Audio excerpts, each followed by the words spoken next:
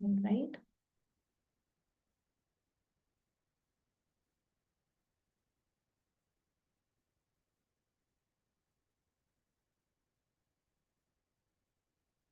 So I think we can start now. So hi everyone and greetings from Shiksha Online. This is Abhilasha Sharma, your host for today. And as you know that today's topic for discussion is the significance of CFP certification. Let me introduce you first to our esteemed speaker for today, Krishan Mishra. So Krishan is the CEO of FPSB India, who is responsible for strategy, operations, and overall market development in India. He has more than 20 years of experience in the financial services, education, and technology sectors across operations, business, and strategy development, marketing, and corporate sales. He's a known leader within the education world and has been recognized as one of the top 100 global leaders in the field of education by the Global Forum for Education and Learning. So Krishan grew up in defense services family and attended several schools across India and is an alumnus of prestigious Indian Institute of Foreign Trade, Delhi and Entrepreneurship Development Institute of India, Ahmedabad. He's also a chartered manager, fellow from the Chartered Management Institute, UK. So, Mr. Krishan, we welcome you today in Shiksha Online webinars. And from here onwards, we can take over the session. Thank you so much, Abhilasha. Looking forward to a wonderful interaction today. Shiksha Online is a great platform to be at, and I'm thankful to you for inviting me here. Thank you so much, Krishan. So today we will be starting with the CFP certification. So firstly, for understanding what CFP certification really is, I would like to ask you, what is CFP certification? Please define it for our audience today. Sure. Thank you so much, Abhilasha, for asking this important question for today's webinar. Talking about the CFP certification, it's the full form of the certification is Certified Financial Planner Certification. It's a global gold excellence mark, which is available across the globe for people at large. Currently, we have got more than 223,700 plus people who are working as CFP professionals around the world.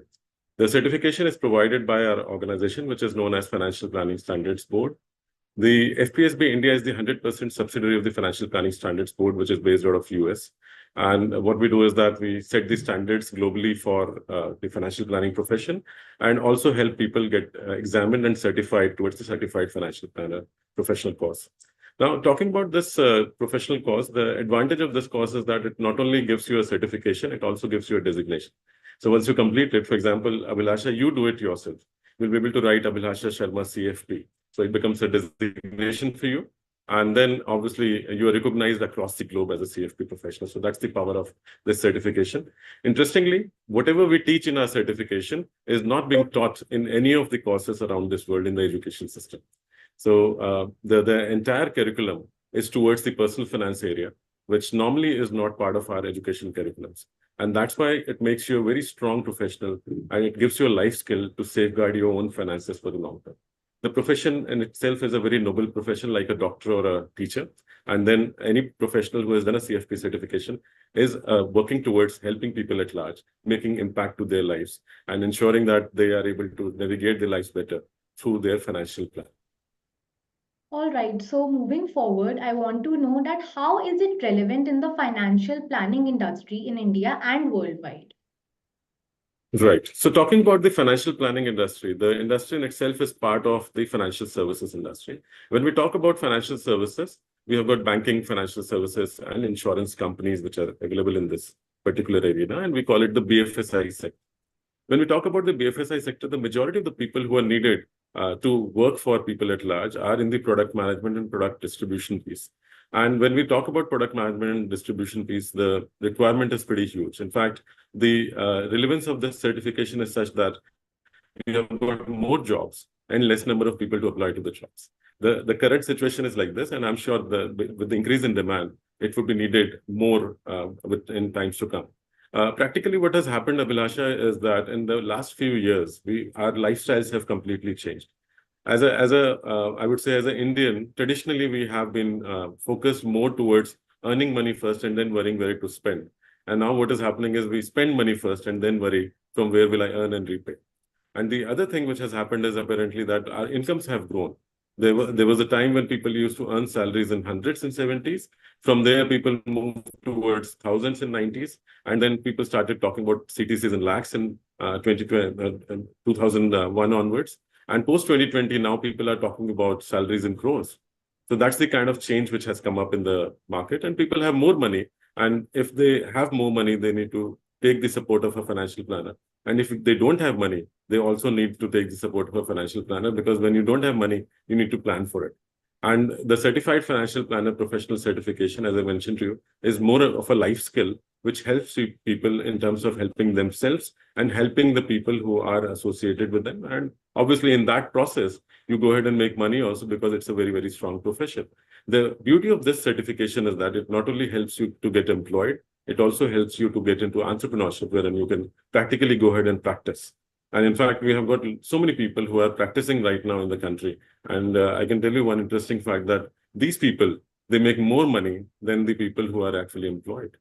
So that's the beauty of this certification. And then it's quite relevant for the industry, whether it is BFSI or you talk about any organization across the world, Abhilasha, whether you are in a school or a college, or say you are running a temple, you might be running a factory, you might be running an insurance company yourself, you might be doing anything around the world. You need financial plan for your own growth.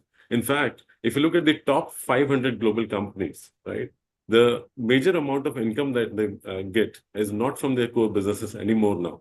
It is from the investment income they get, right? And for that, they need to have a financial planner who can actually help them in terms of getting inroads into the markets and grow their income and the earnings that they have. So it's practically a profession which is needed across all the organizations and across all the people. And that's the reason why to get into the certification, you need not be a finance professional or a BCom or a MCom or an MBA. You can come from any walk of life and do this course.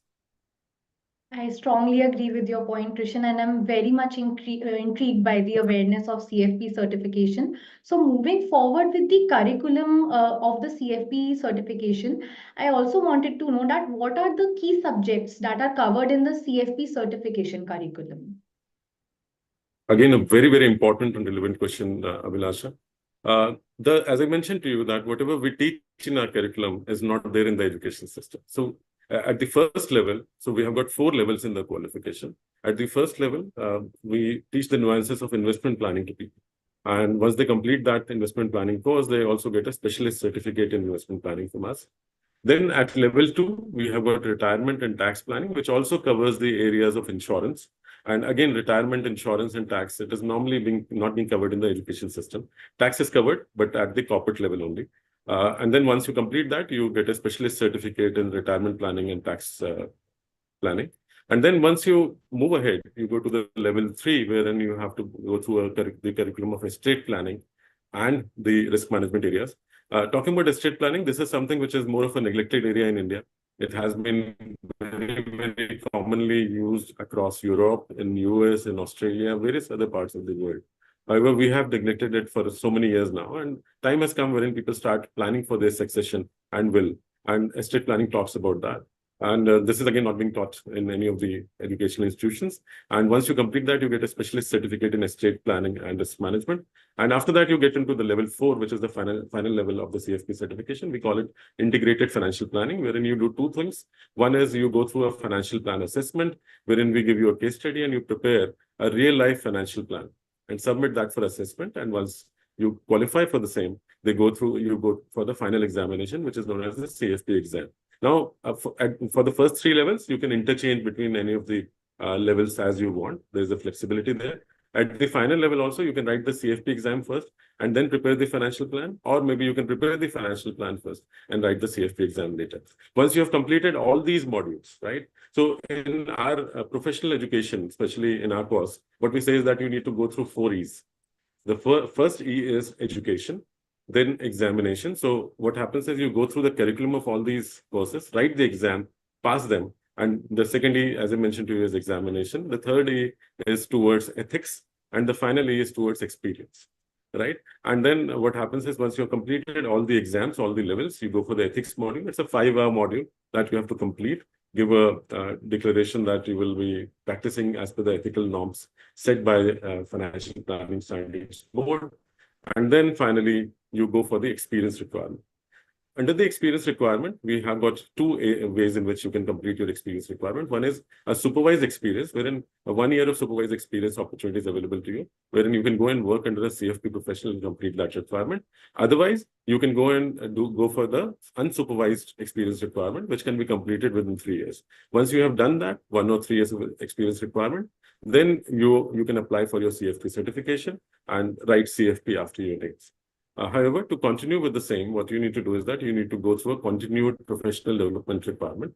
Every year, you need to get 15 credit points, go through various trainings and events and various other certifications, which can help you in terms of getting those credits to ensure that you have all the real-time knowledge. And this is something which is compulsory for any professional who is part of our network. Right. So that's the way in which people carry on with their certification. As I mentioned to you, the power of certification is such that it can take you to places around the world, and it's a very highly demanded course, and it will help you in terms of ensuring that you not only get employed, but you have the right ability to get employed with the best of the organization, because the exams and the entire course in itself is very practical and application based. In fact, we do not ask any theory questions. We have got very, very, very clearly asked case-based questions, which else. Then also what happens is we call them multiple task questions, wherein you have a task to solve, and then accordingly you write the exam. But then, yes, once you pass all of them, you are in a very strong position to go ahead and take care of your lives. So moreover, I have seen that post-COVID, people are realizing the importance of emergency funds for bad weather days. So how important is risk management in the CFP curriculum? Again, a very, very important question. And I would say that emergency fund or risk management is something which is really very important. Normally, what happens is when we talk about risk management, it is pertaining to our organizations only. We always think about managing risk for the organization, but when it comes to our own risk management, we normally do not get into it or do not take any steps towards it. So what is really very important for us is that we actually start thinking about that from the first salary itself. What we say is that normally you should have at least 6 months to 12 months of contingency funding created for yourself. In fact, we have seen so many cases wherein people were struggling during COVID for their medical expenses because they never had health insurance with them, or they never created a contingency plan or an emergency fund for themselves. So it is really very important for you to create that emergency fund opportunity and ensure that you are able to take care of your life whenever things do not happen as per your requirements. Abhilasha, hope you're able to hear me.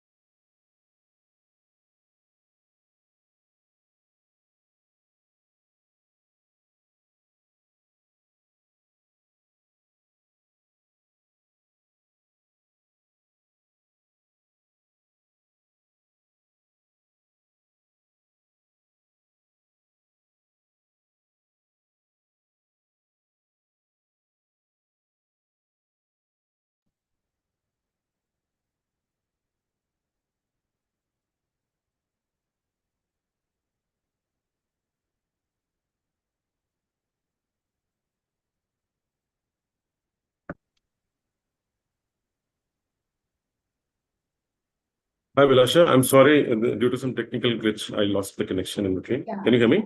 Yeah. Yeah. You can continue. Yeah.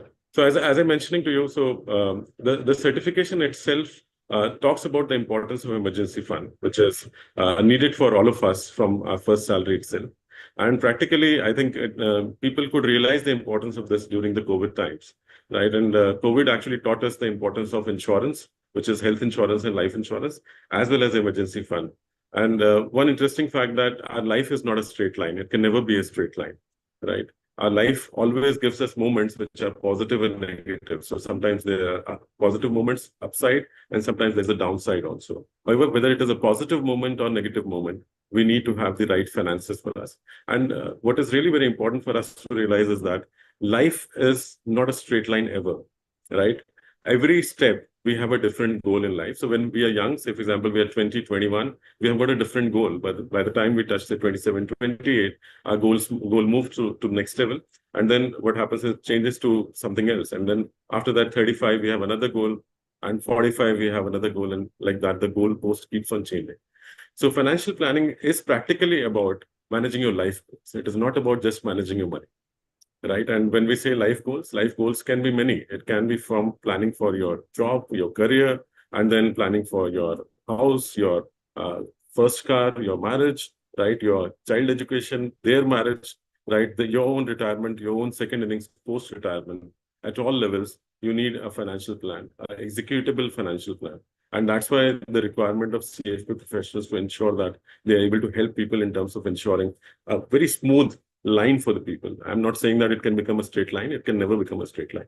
However, you can create certain plans for yourself and your goals in such a way that you're able to achieve your goals and move to the next goal. And that's why you need a financial doctor who is a CFP professional. And practically the requirement for CFP professionals is growing because of that. I think COVID has actually created more opportunities for people at large. Yeah. So moving further with the certification process, what are the eligibility criteria for enrolling in a CFP certification program? Again, a very, very important question, Abhilasha, as mentioned by you. The first thing is that if you are a 12th pass from any board, you can apply for the CFP certification. You can start the CFP certification. However, you cannot complete it before your graduation. So which means that you can write all the examinations, but you cannot complete and apply for the CFP certification till the time you are not a graduate, because it's a post-graduation level qualification globally. The other thing is that you can be an experienced professional also and a professional from the outside. For example, you're a chartered accountant, you're a CFA or any other professional qualification holder, and you also have a 3 years of work experience in the field of banking, financial services, and insurance.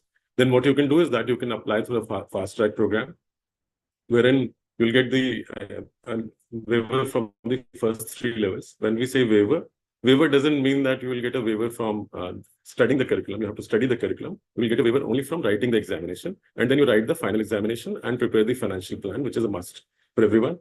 And then when I say that you have to go through all the modules, the reason is that practically you have to study all the modules to write the final CFP examination. So without that, you can't. So 2 routes. One is your regular pathway, wherein after 12th you can start. And the second is a fast track pathway, which is majorly for the professionals who are there in the industry. So we recognize their prior learning and prior experience. So can you also explain the structure and steps that are followed for a CFP certification exam? Okay. So what happens is the examination is conducted approximately on a monthly basis for the first 3 levels, right? So in the first week, we open the examination window and you can apply for the examination. And then in the last week or the third week, normally the exams are conducted. And after that, the results have been declared. Now, as I mentioned to you, for the first 3 levels, it happens on a monthly basis. For the last level, it opens every alternate month, which means after every 45 days, you will see that the window gets opened, and then you are able to apply for the final level. Now, what is really very important for the students to know is that they should plan for their exams in such a way that they spend a good time in terms of preparation.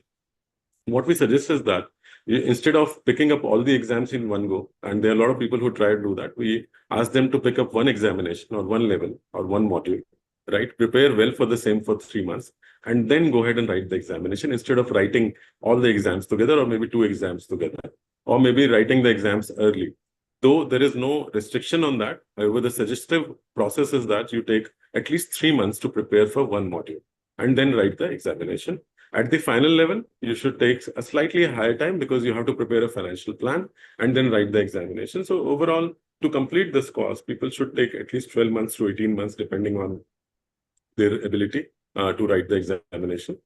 Somebody who is coming through the fast track module, for them, they would be able to do that within 6 to 8 months' time because they carry that prior learning and experience with them.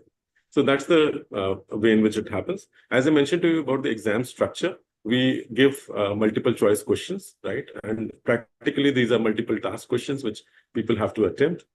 And when I say task, it means that each question will have some caselets. And practically people have to solve that and come to the right answer. So you cannot just go ahead and take an answer, say that, okay, option A is correct or option B is correct. You have to solve it and come to the answer. And it actually tests your practical knowledge and your application orientation. So if people think that, okay, I'm preparing as per the book and preparing for the examination, it might not be really very helpful. It's always good that you are able to apply that knowledge. So whatever your teacher is teaching you in the classroom, if you're able to apply that knowledge and then prepare yourself for the exam, you'll be better off writing professional examinations, right? So in general examinations, which are degree exams in the universities, it's easier because you get theory exams only. Here it is more practical. So I wanted to know that if someone is a finance professional and if they want to apply for the CFP certification, so what is the way they can apply for it? So as I mentioned to you, that in case you already carry a professional qualification and you are a finance professional, what you can do is that, and you have got minimum 3 years of experience in the BFSI sector, which is a relevant experience which you need to carry. So once you have that, you can apply to us for the fast track exemption, right? And based on that, once your application is accepted, you can go for either the financial plan assessment or write the final CFP examination, depending on your preparation, right? And obviously, it will take hardly 6 to 8 months time for these people. Now, to get that eligibility checked, first you have to submit your documents, right? We have a process wherein you submit the documents, get your eligibility checked. Once your eligibility is checked and you are accepted towards the qualification through the fast track module, then automatically you are admitted there and you can move towards writing the financial plan as well as writing the final examination. So how does the certification process differ between countries, if at all? So normally what happens is, and this is something because of which we are there, right? The CFP certification was started in the year 1973. So it's been around 51 years that this certification has been in existence. And practically every country had their own way of writing the examination and then conducting all the processes, everything. And then what happened is people realized that there's a requirement of a standard setting body. And that's the reason why a financial planning standards board was created in the year 2004. So it's been 2 decades that the board is working towards ensuring that we have the similar fashion in which the exams happen. However, the content and the examination globally more or less remains the same, but practically it differs on certain areas. So the differing areas are the regulation and compliances. Each of the country has got their own regulatory and compliance requirements, and because of which you will see that there is a good difference between the curriculum at the regulation and compliance level, right? And then what happens is people, once, say, for example, they have completed the CFP certification from India, and they wish to move to US or to Australia or Singapore or say Canada, wherever they want to do, go ahead and work later on. What they have to do is that they have to take a letter of good standing from us first, that they are standing a good standing as per the CFP certification in India. And then they have to write the gap examination. And the gap examination is towards the regulation and compliance, right? So though the certification is global, when you say that I'm a CFP professional, you're a CFP professional anywhere in the world. However, you need to cover the gap, right? So that's something which is needed for each and every person who is looking forward to moving out of India, then working there or getting a license for the other country. Though there are a lot of people who have multiple licenses, right? So we have got some of the professionals who carry licenses of various countries, right? So sometimes people have US, Canada, as well as India, or maybe some other country, depending on the requirement and the client they serve. All right. So, moving on to the relevance of CFP certification for students in a global marketplace, I wanted to put light onto what essential skills does the CFP program help develop and how are these important for a career in financial planning for students? So again, a very, very important question, Abhilasha, because when you look at financial planning and the entire financial services industry, one interesting fact that this industry is dependent on people at large. What happens is people are the lifeblood of this industry. You go and look at any financial services organization, right? So we have got around, you can say 21 public sector banks, around 21 private sector banks, right? Other than that, we have got small finance banks, payment banks, cooperative banks, rural banks, right? NBFCs, very large set of organizations are there. You've got insurance companies, life insurance, health insurance, general insurance. You've got AMCs, the asset management companies, the mutual fund companies are there. The securities firms, the broking firms, family offices, private banking organizations. So it's a very large plethora of organizations which are there. And they employ a very large set of people for their work. Now, the skill set that you get from this qualification is, number one, you understand the nuances of investment planning, retirement planning, insurance, tax, estate planning, as well as the risk management on a personal finance level. So you become a very strong professional who can go ahead and service the clients. See, the term which is advisory is something which has moved towards consultancy now. So people don't need only advisors. They don't need people who can come and just sell them a product. They need someone who can actually come and talk to them, understand their needs practically, understand their risk appetite, understand what they would like to do with themselves in times to come. What are their goals? Help them define those goals. And then help them create a very strong plan and help them finally execute the same plan. It is really very important, right? And gone are the days that, okay, you can just go and sell a product to someone today and vanish tomorrow. Yeah, you need to remain with the client. You have to stay with the client throughout their lives, and they'll need your help, because a role of a CFP professional is more like a financial doctor, right? So as I mentioned to you, they are consultants, they are like financial doctors. So one thing that they gain as a, I would say, skill set is understanding the technical areas like investment planning, retirement, insurance, tax, and estate planning, etc. Plus to that, they've got very strong soft skill of meeting people, talking to them, networking, right? Helping them navigate their lives, doing their risk assessments, etc.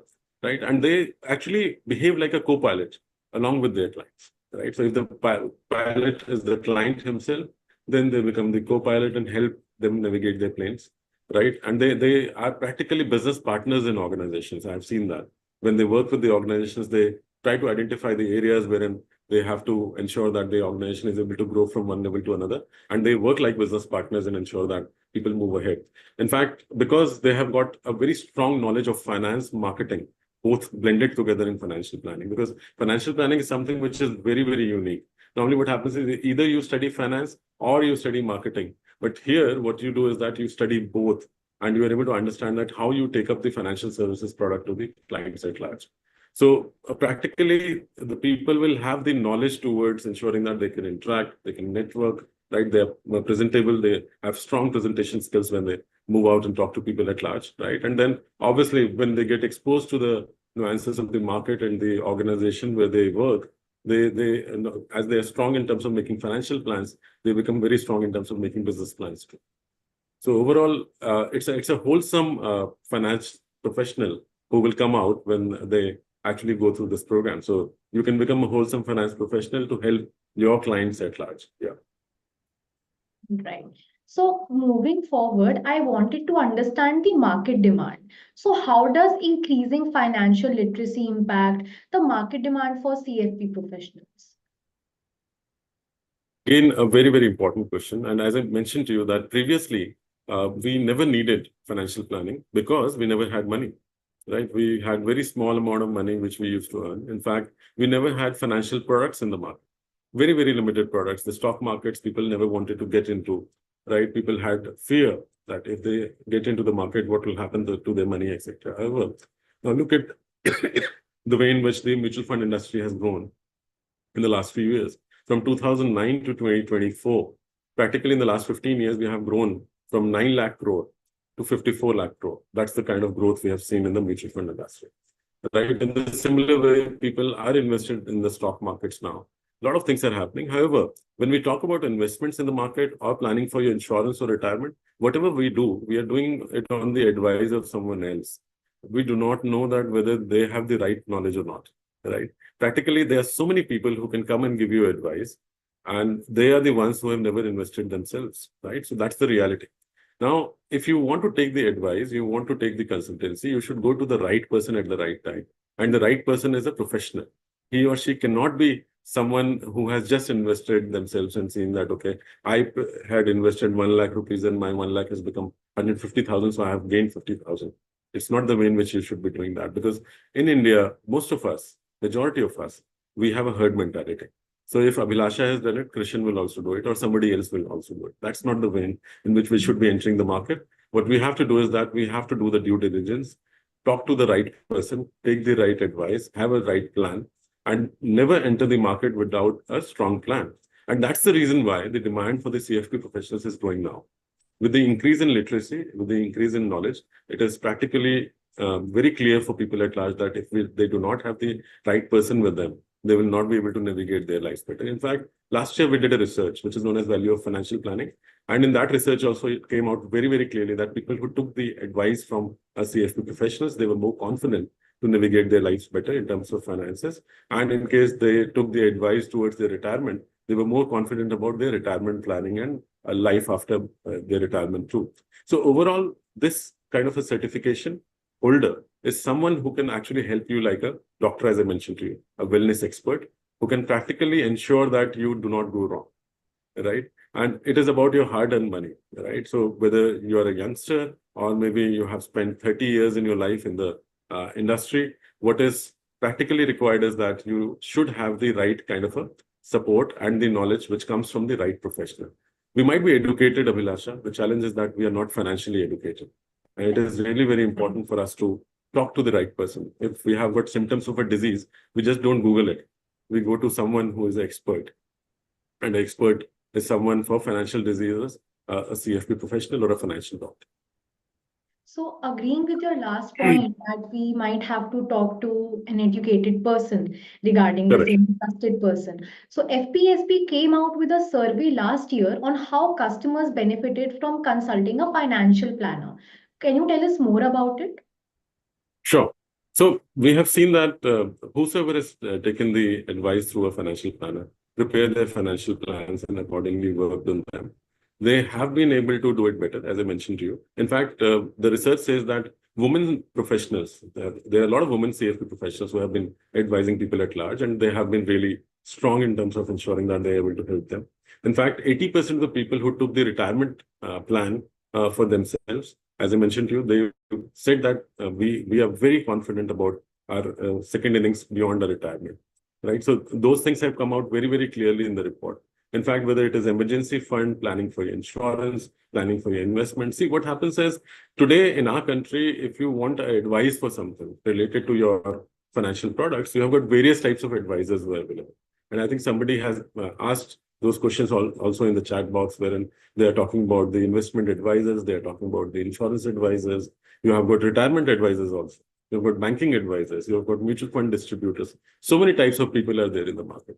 But a CFP professional is more of a one-stop shop for you. You need not go to many places. He or she knows everything about all the areas, right? So it becomes really very important. The second thing is that and it has come out very clearly in the research also, because see, when we are talking about the financial planning, we are actually talking about practical aspects related to our finances. Abhilasha, are you able to hear me? Abhilasha, are you there? Yeah, sorry.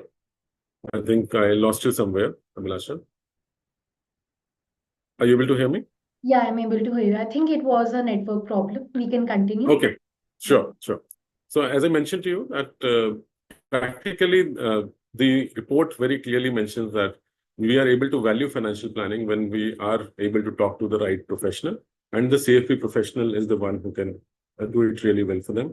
And I think, as I mentioned to you, there are various types of professionals who are there. A CFP professional becomes a one-stop shop, practically to help you and guide you towards what you need. Only difference is that he or she is not a sales professional.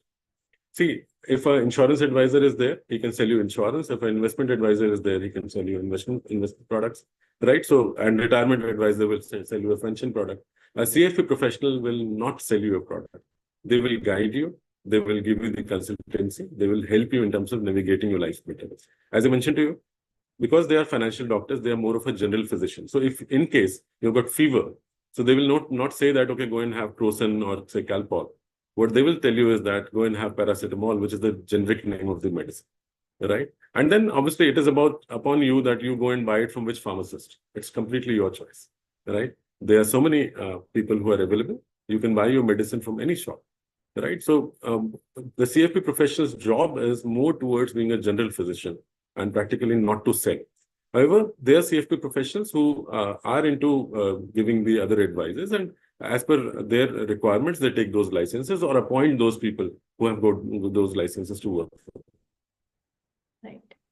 Okay, so moving forward with the knowing the global perspectives of CFP certification, can you share the success stories of CFP professionals who have built their careers in different regions? So again, without naming them, but I can talk about some of the people, especially in India, we have got so many success stories which are there for people at large, whether they are working in the industry or they're practicing themselves. Some of them are really doing well. In fact, we have seen some very large AUMs being managed by some of the CFP professionals in places like Delhi, Mumbai, Calcutta, so many places. In fact, in Delhi, we have got an army officer. After his retirement, he started his own practice only for the army families, and he has a very strong AUM, and he is doing really well in terms of supporting the lives of people who are working for army or who have actually retired post the army, right? And he's doing phenomenally well, and it's a very impactful exercise that he is doing, because again, a very noble work, because in army you do not get such kind of advice or a support from anyone, and he is actually practically able to do that. And obviously in that process he is making a good amount of money. That is something towards his success, but his success is more towards helping a very large set of people who are working for the defense. In the similar way, there are so many people who are practicing. I can tell you, out of 2731, we currently have at least 1,000 plus professionals who are practicing in the market, and they're doing really well. As I mentioned to you, they're doing better than people who are employed. And in employment also, we have seen so many success stories wherein people have become CEOs and managing directors of various organizations, including some of the large banks, wherein our people have actually run the treasuries for various banks. Right, our people became the CEOs and MDs of either the security companies or the banking organizations themselves. So it has been a very strong success story, and practically so many examples are there. And for that, people can just search on LinkedIn, etc., and they'll be able to find out that who are these people. Right, so we have got all those stories available. So, how do CFP professionals adapt to diverse financial landscapes and regulatory environments globally? What is their secret story? What is their secret way? Okay, so there is no secret into this. See, the regulatory environment is something, as I mentioned to you, differs from one country to another. Being a standard setting body, we are able to give them the global inputs on a regular basis. In fact, we are part of the International Organization for Securities Consultants, IOSCO, which is I would say, the regulator of the regulators. So all the regulators, which are managing the financial markets around the world, including our own regulators, they are part of the IOSCO's committee, and we are also there. So that's one. Two is that the continued professional development, which is there for the CFP professionals, it ensures that you are keeping yourself relevant, because it is not about learning today and using it 10 years later. Because whatever you have learned today would obviously, I would not say that it will become obsolete. It will remain relevant only. However, to keep yourself abreast with whatever is happening in the market, you need to keep on learning, and sometimes unlearning and then relearning. And that's what we ensure, that we keep on telling this to our CFP professionals. In fact, if they don't do their CPD courses, we are very clear we do not renew them, and we have a very clear process for the same. So it is really very important for people to go through the CPD modules. And for that, we have also created a large set of opportunities. We have got our events, we have got a journal wherein we give quizzes to people, right, to go through the same and solve those quizzes and gain those points. When they attend our webinars and events, which are more technical in terms of knowledge sharing, they have a lot of learning which happens. And in fact, we allow them to go to the other events, etc., to learn from there and submit those certifications so that they can be credited the CPD points. One thing that we have done is that for 15 credit points related to CPDs, we have got 60 points opportunity, which we have already created internally for them. So they are not supposed to go out. They can practically take that knowledge in-house itself, and then accordingly move ahead in their process. I can tell you that whatever changes are coming, whether related to regulatory or technology or any other change which is coming to the finance and the financial services industry, that's part of our process, and we ensure that we keep on giving that knowledge to people at large on a regular basis. All right, so now that we have discussed about the global perspectives, I also wanted to shed a light on the career opportunities across different regions that people from different domains or students can have. So, what are some of the career opportunities that are available to CFP professionals? Again, a very relevant question. See, when we look at the industry, especially in the BFSI sector, they are hired in the financial planning domain, wherein they can either become a financial planner or they can get into the personal banking or the private banking arena. In fact, what has happened is the private banking sector is growing very, very fast in India. And in the last couple of years, what has happened is people have started looking forward to private banking as one of the top career choices, right? Wherein you manage the wealth of large clients across, right? And these clients, obviously, they have got like large money, so obviously you make good bonuses, and you have the, I would say, the top class salary which is being offered in the private banking domain. In fact, what has happened is apparently in the last few years, for an MBA grad, also the top choice for a career is moving towards private banking from investment banking, which has been a top career choice for a good number of years. The other thing is that they can actually go ahead and work in risk management or in strategy, in product management, in product development, all these areas, right? And obviously, the business development and sales roles are definitely there on cards. And in fact, you will be happy to hear this, that people who get into the business development and sales roles, there's so many such examples that they are able to navigate and move towards the chief CEO's role or the CMO or the Chief Business Development Officer role within the organizations in times to come.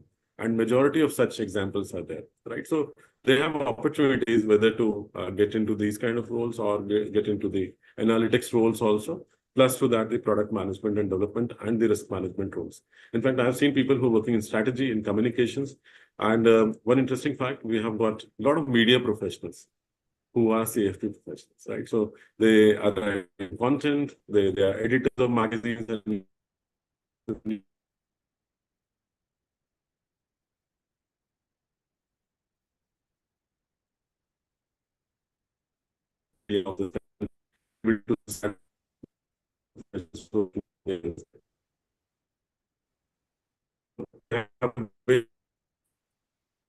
available in the editing side, in terms of content writing side, and all these areas.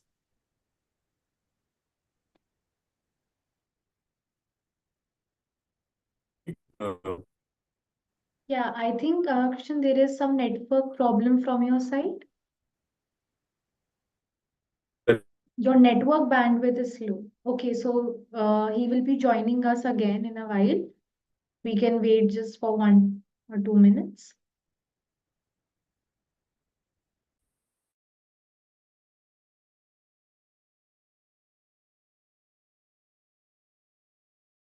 So all the questions that are there in the chat box right now, and all the questions that are present in the Q&A box also, we will be taking all these questions in the end of the webinar.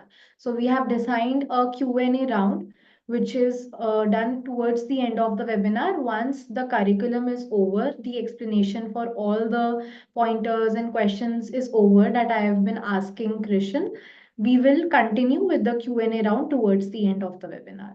So you can wait till then. Yeah. Yeah, so sorry for this one.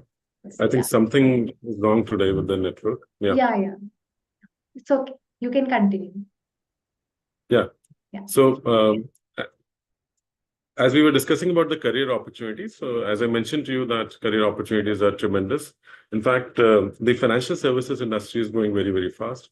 As per the NCS, the National Career Survey data, which was done by the Government of India, last year, the financial services industry created around 46.86 lakh jobs.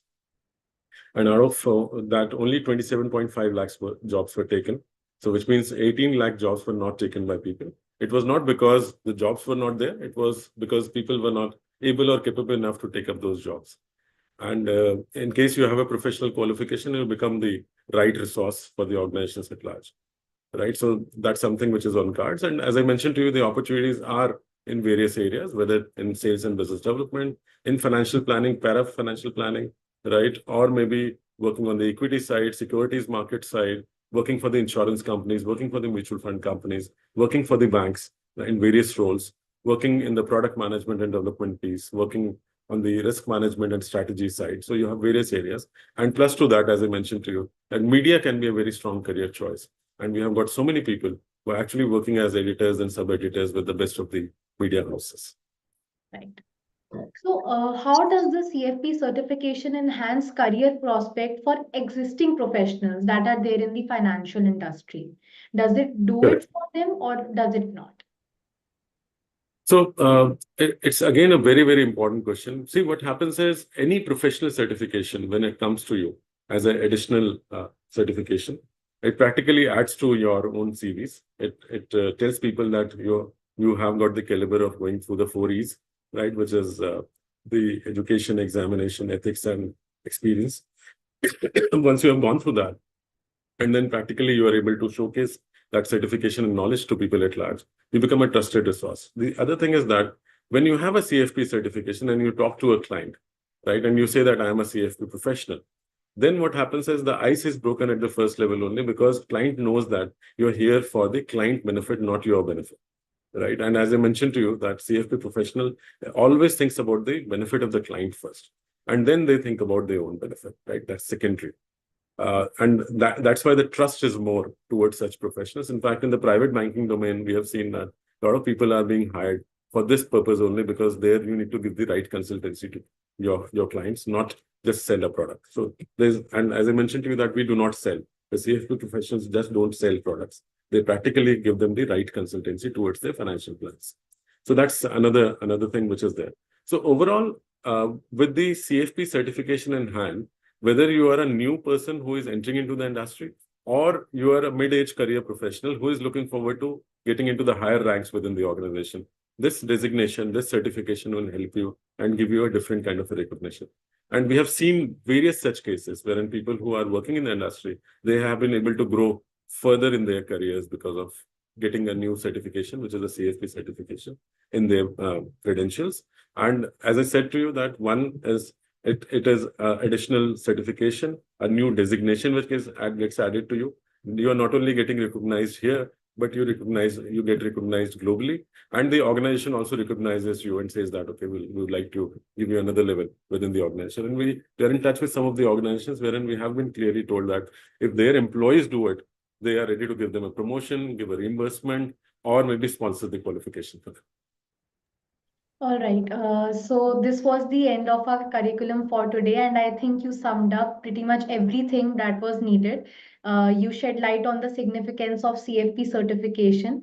Moving forward, there are many questions that our attendees want to ask you. So they have many doubts and queries. I can start by addressing them one by one, taking them up one by one. So, one attendee has asked that what would be the source of income for CFP if he or she plans for self-employment? Correct. So normally what happens is CFP professionals, when they go and talk to the clients, so majority of the times, as I mentioned to you, that if they have to sell an investment product, they take a registered investment advisor license. If they have to sell an insurance product, they take that license. However, if they don't take that license, they appoint those people under them, right? And then obviously based on the income as an entrepreneur, they are able to get it for their organization. And organizations obviously can have those people to work under them. That's one. Two is under the self-employment, you can charge a fee, which because they are known as fiduciary advisors. So fee-based advisory is being something which they take care of. And otherwise, what happens is they do not charge for the financial plan. That's something which they do not do. A financial plan is more of a consultancy that they give to the client towards ensuring that they are able to navigate their lives better. As I mentioned to you, self-employed people are doing much better than the other people. Yeah. But only thing is that before you get into self-employment, it is always advisable that you work in the industry for some years and then practically come back and start your own enterprises, because it is like the doctors or the lawyers practice. A CFP practice also needs some kind of a gray hairs on your head. Right? Before that, nobody will trust you straight away. So it's always a good idea to have that knowledge. The other thing is that we need professionals like you who can actually come to the industry and help people at large, because what has happened is apparently that there are so many people who are giving advice and who have become influencers on the social media and other places. They are not qualified enough to do that. We need qualified people to do it for people at large. And that's the reason why the regulators, as well as a lot of people, are concerned that if we do not have the right set of people to give the right advice, then we are entering into a troubled environment for the times to come, because we have got large set of people who are now looking forward to investments, who are now looking forward to planning for their retirements and also insurance and other areas. So when it comes to influencers, they are not only impacting only the investments, they're impacting the entire life cycle of an individual. So that's really very important. Yeah. So moving on to the next one, someone is asking that is there any opportunity to practice the CFP in USA with Indian CFP title, and can we do that? Okay. As I mentioned to you that what you have to do is that you have to take a letter of good standing from us, go to US, apply for the license there. You would be asked to write another examination, which would be more towards the gap exam. As I mentioned to you that regulation and compliances differ from one country to another. They are not same. And because of which you need to write that exam, because your knowledge from the Indian CFP would be towards the Indian regulation and compliances, right? And this is something which happens with all the professional certifications. It is not only for us, because regulation and compliances have got a differentiator. And see, practically something which is ethical in India can be unethical in US. And something which is unethical in US can be ethical, and ethical there can be unethical here. So in that way, what is really very important for you is to understand the local regulations and compliances. And based on that, you'll be able to apply and get that license. We have seen so many people doing the same when they have moved to those countries and they're working there. Not only US, we've seen that happening in Canada, we have seen that happening in UK, as well as Australia and a couple of other markets. In fact, Australia is giving additional points in case you're a CFP professional. So it's part of skills there. Yeah. Okay, so moving on to one more important one. For professionals already holding other certifications like CFA or CA, does the CFP certification offer any exemptions or streamlined paths? Correct. As I mentioned during my deliberation that we have a fast track pathway. For somebody who is a CFA or CA, they need to have minimum of 3 years of work experience. I think chartered accountants already have. CFAs also have that experience because of the experience requirement these qualifications have. So based on that, you can apply and you will get, as I mentioned to you, we don't call it exemption straight away. It's just a waiver from the examination. You have to study all the 3 modules before you write the final CFP exam. So first 3 levels would be waived for you in terms of examination, but not in terms of education. One more question is that are there any flexible learning options or online resources available for working professionals pursuing CFP certification? Yes. So when you enroll for the CFP certification with us at FPSB, we have got a LMS, a learning management system, which is highly interactive.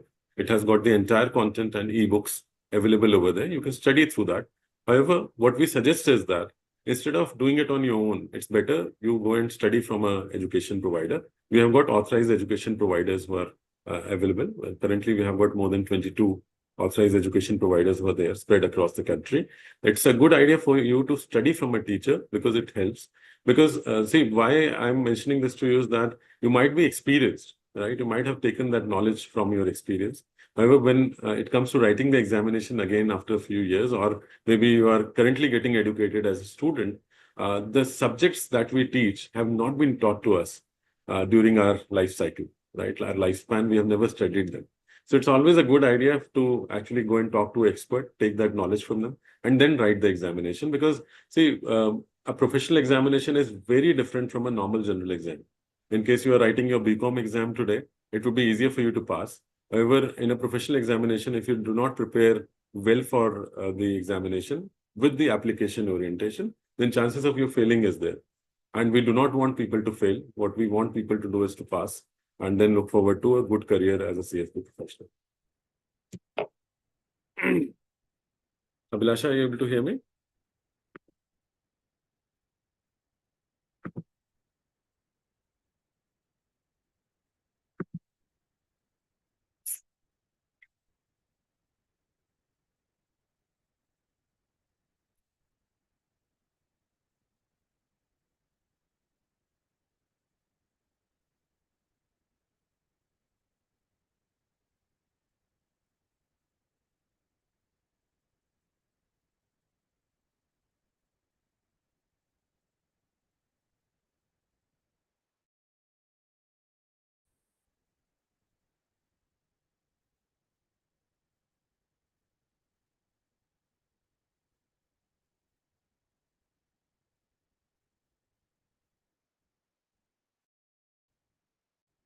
Are you able to hear me? Can somebody yes or no?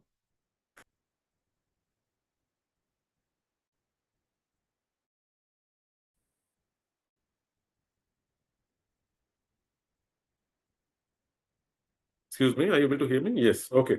Thank you so much. I think somebody had asked a question regarding that I completed my CFP November 23. I was not able to become RA because of my MSc is not included in the list approved by SEBI. Okay. I think you have asked a very right question. In fact, we recently got into a tie with NISM, and we are looking forward to getting some recognition for the RIA also. Though RIA is completely changing now. If you're a graduate or a postgraduate from any field, you can apply for the RIA license going forward. So that is something which is coming up very soon. The draft guidelines are already prepared, and once they are approved, you will get to hear about that. So RIA, for RIA, you don't need any other qualification, but you can be just a graduate or a postgraduate and apply. And that's completely changing. In fact, the net worth requirements will also be done away with. So it's coming up in the new white paper. Very soon, those regulations would be in place. Okay. Can an undergraduate get 1 year of experience under the profession for getting the CFP mark? As I mentioned to you that you need to be a graduate minimum mega before you get the CFP mark for yourself. So once you complete your graduation and the experience requirement, you can apply along with the ethics module, you can apply for the certification, and you will be able to get the certification and the marks for yourself. What are the typical challenges candidates face during the CFP certification process? How can they overcome them? See, the challenge remains only with the, I would say, the preparation towards the examination. Once you have completed the exams, you will not face any difficulty. As I mentioned to you that it is about preparing really well for the examination, wherein you need to ensure that you are able to apply what you have learned. Application of learning is really very important. Majority of the people, because of their previous baggages on their head, they are not able to understand the nuances of the practical examination like CFP certification, and that's why they fail. Otherwise, if you are able to understand the application, you will never be facing any difficulty in terms of navigating the exams, completing them, and looking forward to a certification and the mark for yourself. Yeah. I'm taking the questions, Abhilasha, directly. I thought it would be a good idea. Sure. Yeah. So I think Ranju Nair has asked a question that is there any opportunity to practice? I think you have already taken that question. So one more question is there right now that I can see. It is that do working MFD who are in the field for more than 3 years need to get any separate experience for CFP? It is not needed because you're in the financial services industry, so you can apply for the same. However, in case you have a professional qualification, then you can get through the fast track mode. In case you do not have a professional qualification, then you need to go through the regular pathway, wherein you have to go through all the modules, write all the exams, pass them, and then complete the certification. One thing which I wanted to share with everyone is that in case you are in the industry working for a good number of years, then also if you feel that you should learn all the things, then don't take the fast track module. It's always a good idea to learn all the subjects, all the modules, and prepare yourself well as a wholesome professional. Otherwise, what might happen is that you might take the waiver and pass the examination, but you might not have the right knowledge. So it is always important that in case you are confident about the knowledge, then only you should take the waiver. Otherwise, don't take the waiver. Go for all the modules. It is really helpful. As I mentioned to you, it is more like a life skill, which will help you in terms of your careers. Right. What are the exams we need to take to practice in UAE or other country? Okay. See, UAE does not have any particular qualification which has been fixed for them as per the standards. However, if you look at various other countries, they have got their examinations. Regulatory exams might differ from one country to another. Some of the countries have got separate regulators. Some of the countries, our network organizations are the regulators there. So wherever we are the regulators, there is no additional exam. But in the countries wherein we are not the regulators, you have to take the regulatory exam. Like, for example, in Australia, a regulatory examination is a must. Otherwise, like in US with the CFP board, when you write the examination and complete the CFP certification, it comes out as a license for you, right? So that's completely the thing. My question has not been answered. Who has written this? I think iPhone something somebody has written. I Unable cannot to. see any question left. Yeah, it says that my question has not been answered. Maybe probably he might have asked at the start. Let me just check. Yeah, so I think I answered your question wherein you worked for SBI for 37 years service, right? And you want to apply for the RIA. As I mentioned to you, the RIA regulations are now changing. There have been certain discussions which are going on. The draft guidelines are already in place. Very soon, those would be approved. And once those are approved, the recommendation is that either you can be a graduate or postgraduate to apply for the license. You don't need any other qualification. So it can be a straight qualification for anyone and everyone. There is no requirement of any other professional qualification to become a RIA going forward. And please understand one thing that CFP professionals, as obviously they have to do various other things also, so they cannot come under the purview of a particular regulation, right? So they have to go through all the regulatory aspects. So as we have got separate regulators for each of the activities we do in financial planning, SEBI for investments, insurance regulatory for the insurance, PFRDA, which is pension fund regulatory for pensions, and RBI for the banking related aspects, right? So it's always a good idea for us to have the knowledge of all the four, and then accordingly, and we are taking steps to ensure that all those things can be taken care of. However, when it comes to the practically working along with NISM and SEBI, we are working very closely with NISM now. We are coming up with certain programs. Very soon we'll get to hear about them. So I think we will be wrapping up the session with our last question for today. What is Sure. the average range of salary you can get after CFP? I think this is a good one. Yeah, it's a good one. And instead of me saying that, I think what I can do is that maybe I can share a link with all of you. And this is from a trusted website. Yeah, you should definitely check that out. And this is a website, which is a global website called Salary Expert. Yeah. And on the Salary Expert website, you'll be able to see the current salaries instead of me telling you what is the average salary. It would be a good idea for you to go and check it yourself. Let me share the link with you. It's there. And you can go through that link. Yeah, you'll be able to see the average salary there. Please remember that average is not the real indicator of what you get. When it comes to the starting salary, currently the starting salary is somewhere around 7 to 8 lakhs. And it depends, right? For example, we are also trying to work with some of the top schools. Very soon, you'll see those programs coming up. There, the salaries might be slightly higher, right? Otherwise, also with your experience and knowledge that you have, practically the salaries can go up very, very fast. You should also see what is happening in the private banking industry. The salaries are increasing by many folds now. Okay, and see, practically after you have taken the certification, it's like a key to the door. After that, how you behave and how you move ahead in your life, the certification will always remain. This designation will always remain with you for your careers. However, rest depends on how you navigate yourself, right? And I can tell you that I have seen people growing very, very fast in the industry. As I mentioned to you, some of them have become CEOs and MDs too. So all right, I will be also sharing a link with you all. I have just shared a link. So these are some courses regarding CFP certification, which are available on Shiksha Online platform, and you can go through them. You can learn these courses online, whether you are working right now or you're busy, you're a student.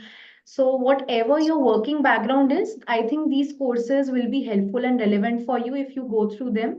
And all of these courses are present on Shiksha Online. You can visit this page, this link, and then you can choose the right one for you. And moving towards the end of the webinar, I would also like to have the feedback from everyone about this webinar. So I am also launching a feedback poll. It will be available on your screens right now. So this is a feedback poll about how this session was helpful to you. You have to give your answers. Take a minute or two and you can answer this feedback poll. And in future, would you like us to conduct more such webinars regarding the awareness of finance courses and the courses in CFP certification? Do you want more such sessions held in the near future? So you can give your answers here in the poll. and then I can end it. Yeah, I think it is being recorded. Okay, so any more information, any important information you want to share, Krishan, before we wrap up the session now with all the Yeah, I attendees? think, as you have rightly mentioned, in case they have got any further information to check upon, they can go through our website also. The information is available. Sure. In fact, I would urge them to follow the FPSB India page also wherever they can.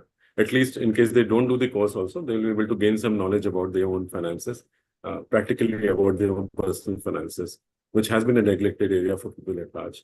So it is really very important that whether you do the course or not, try to gain the knowledge about personal finance and ensure that you are financially educated for times to come.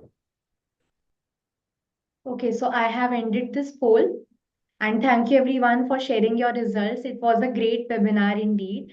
And you have made everyone aware about the importance and the significance of CFP certification.